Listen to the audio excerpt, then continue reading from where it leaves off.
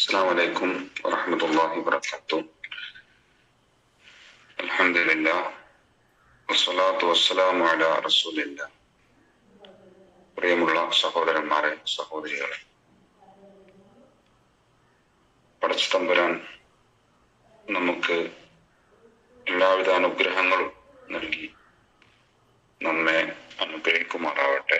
നമ്മുടെ ചെറുതും വലുതുമായ തെറ്റുകുറ്റങ്ങൾ അവൻ വിട്ടുപുറത്ത് മാപ്പാക്കി തരുമാറാവട്ടെ. ആമീൻ. അബൂബക്കർ സിദ്ദീഖ് റളിയല്ലാഹു അൻഹു ഒരു കുടുംബത്തിന് സ്ഥിരമായി സഹായം ചെയ്തു കൊടുക്കാറുണ്ടായിരുന്നു. അങ്ങനെ തന്റെ മകൾ ആയിഷ റളിയല്ലാഹു അൻഹക്കെതിരെയായി അപവാദ പ്രചാരണം നടന്ന സമയത്ത് ആ കുടുംബത്തിന്റെ നാഥൻ, ആ കുടുംബത്തിലെ ആളുകൾ മിസ്തഹ് ബിനു ഉസാസ അതിന്റെ മുമ്പിൽ നിൽക്കുകയുണ്ടായി. ആ അപവാദ പ്രചാരണം അദ്ദേഹവും നടത്തുകയുണ്ടായി. ആ സമയത്ത് ആയിഷ അബൂബക്കർ ഒരു ശബ്ദം കേൾക്കുന്നുണ്ടല്ലോ, ഫാത്തിമ എന്ന പേരുള്ള ആ ഒരു ഡിവൈസ് അതൊന്ന് മ്യൂട്ടാക്കണല്ലോ. ഫാത്തിമ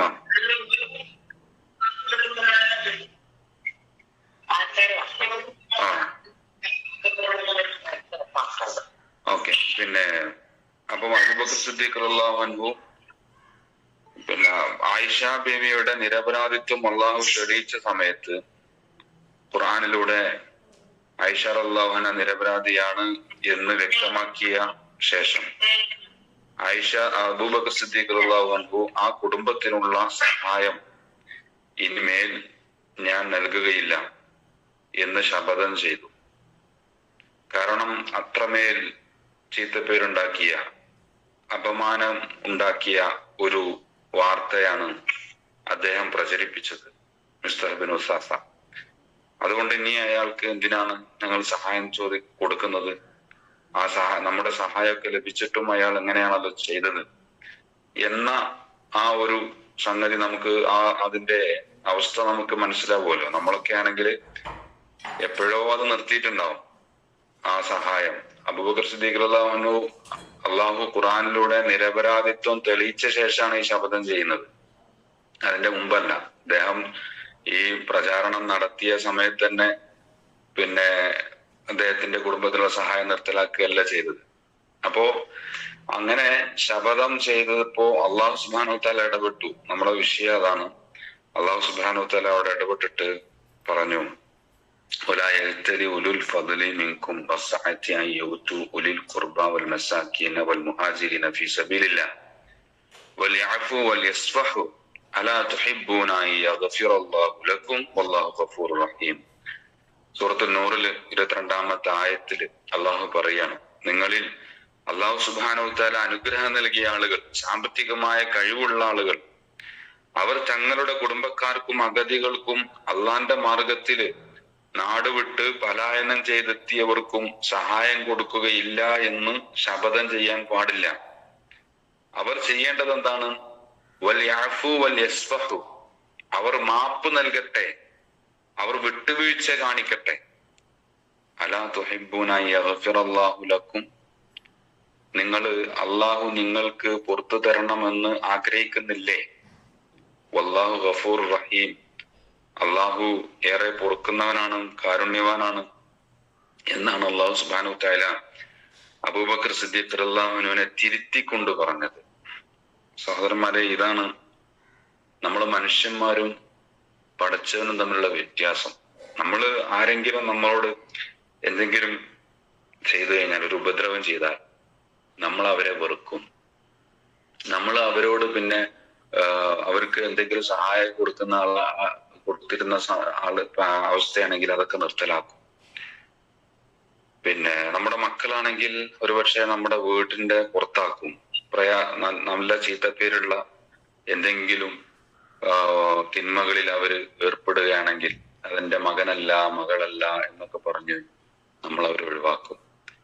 നമ്മുടെ ഭാര്യമാരാണെങ്കിൽ നമ്മൾ അവരെ ഒരുപക്ഷെ വിവാഹമോചനം ചെയ്യും.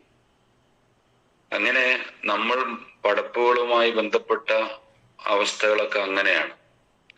പക്ഷെ പടച്ചവൻ അങ്ങനെയല്ല.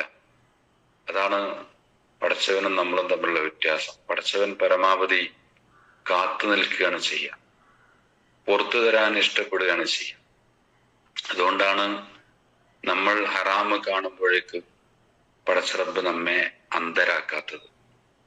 നമ്മൾ ഹറാമ് കേൾക്കുമ്പോ പടച്ചറബ് നമ്മെ ബധിരരാക്കാത്തത്. നമ്മൾ ഹറാമ് സംസാരിക്കുമ്പോ പടച്ചറബ് നമ്മെ മൂകരാക്കാത്തത്. അല്ലെ? അല്ലാഹു സുബ്ഹാനഹു വ തആല നമ്മെ ഇങ്ങനെ കാത്തു നിൽക്കുകയാണ് ജീവിതാന്ത്യം വരെ. നമ്മുടെ റൂഹ് തൊണ്ടക്കുഴിയിൽ എത്തുന്ന സമയം വരെ നമുക്ക് സമയം നൽകി ഇങ്ങനെ നമ്മെ പ്രതീക്ഷിച്ച് നിൽക്കുകയാണ് ചെയ്യുന്നത്. അല്ലെ? മാത്രമല്ല, ഒരുപാട് അവസരങ്ങൾ നമുക്ക് മാറി ചിന്തിക്കുവാൻ പടച്ചറബ് ഓരോ ജീവിതാവസരത്തിലും ഇങ്ങനെ നൽകിക്കൊണ്ടിരിക്കും. നമ്മുടെ തെറ്റായ ജീവിത രീതികളിൽ നിന്ന്, തിന്മകളിൽ ഏർപ്പെട്ടുകൊണ്ടിരിക്കുന്ന അവസ്ഥയിൽ നിന്നൊക്കെ പിന്മാറാനുള്ള കുറെ ഓർമ്മപ്പെടുത്തലുകള് പല രീതിയിൽ നമ്മുടെ മുമ്പിലേക്ക് അവൻ ഇങ്ങനെ വിട്ടുതരും.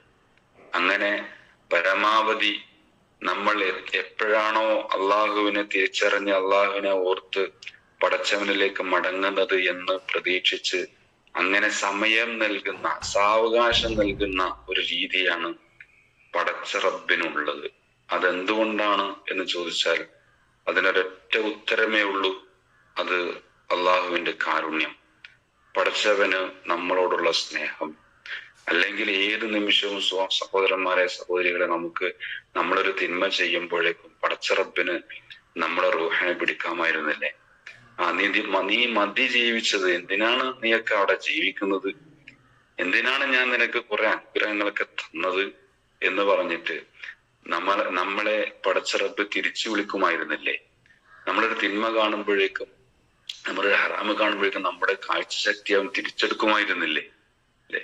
എങ്ങനെയൊക്കെ എന്തൊക്കെ ചെയ്തിട്ടും ഈ ഭൂമിയിൽ ഇപ്പോഴും നമ്മൾ ഇങ്ങനെ അന്തസ്സോടെ ജീവിക്കുന്നുണ്ടെങ്കിൽ, അനുഗ്രഹങ്ങളൊക്കെ അനുഭവിച്ച് എല്ലാവിധ സുഖ സൗകര്യങ്ങളും ആസ്വദിച്ച് നമ്മൾ അള്ളാന്റെ ഭൂമിയിൽ ഇങ്ങനെ ജീവിച്ചുകൊണ്ടിരിക്കുന്നുണ്ടെങ്കിൽ അതിന്റെ അർത്ഥം അള്ളാഹുവിന്റെ കാരുണ്യം അത്രയും വിശാലമാണ് എന്നത് മാത്രമാണ്.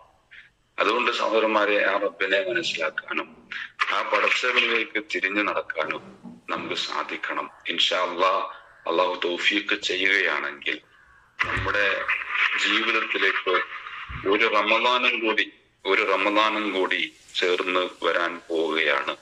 പടച്ച റബ്ബ് ആ റമദാനിലൂടെയും ഒരുപക്ഷെ ആ റമദാൻ നമുക്ക് നൽകാൻ അവൻ ഉദ്ദേശിക്കുന്നുണ്ടാവാം. ആ റമദാൻ കൊണ്ട് നമ്മെ കഴുകി വൃത്തിയാക്കാൻ അവൻ ഉദ്ദേശിക്കുന്നുണ്ടാവാം.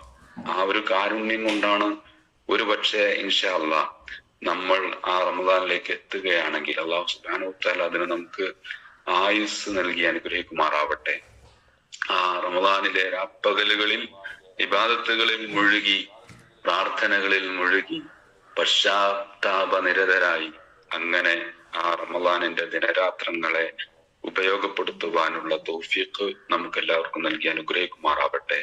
അതും സഹോദരന്മാരെ, പടച്ചവന്റെ കാരുണ്യത്തിന്റെ ഭാഗമായിട്ട് തന്നെയാണ് നമ്മളിലേക്ക് വരാൻ പോകുന്നത്. അല്ലാഹു സുബ്ഹാനഹു വ തആല അതൊക്കെ മനസ്സിലാക്കിക്കൊണ്ട് അതിനൊക്കെ നന്നായി ഒരുങ്ങി അതിനെ ഉപയോഗപ്പെടുത്തുവാനുള്ള എല്ലാ മുൻകരുതലുകളും എടുത്ത് എന്തൊക്കെ പോരായ്മകളാണോ നമ്മുടെ ജീവിതത്തിലുള്ളത് അതൊക്കെ എണ്ണി തരംതിരിച്ച് അതിൽ നിന്നൊക്കെ പാപമോചനം തേടി പശ്ചാത്തപിച്ച് മടങ്ങി അതൊക്കെ പരിഹരിക്കാനുള്ള ദൃഢനിശ്ചയം ചെയ്ത് ഈ റമദാനിനെ വരവേൽക്കാനും അങ്ങനെ പടച്ച റബ്ബിന്റെ കാരുണ്യം, ഔദാര്യം അതെല്ലാം ശരിയായ രീതിയിൽ അനുഭവിക്കാനും ആസ്വദിക്കുവാനും നമുക്ക് സാധിക്കണം. അല്ലാഹു സുബ്ഹാനഹു വ തആല അതിന് നമുക്ക് തൗഫീഖ് നൽകി അനുഗ്രഹിക്കുമാറാവട്ടെ.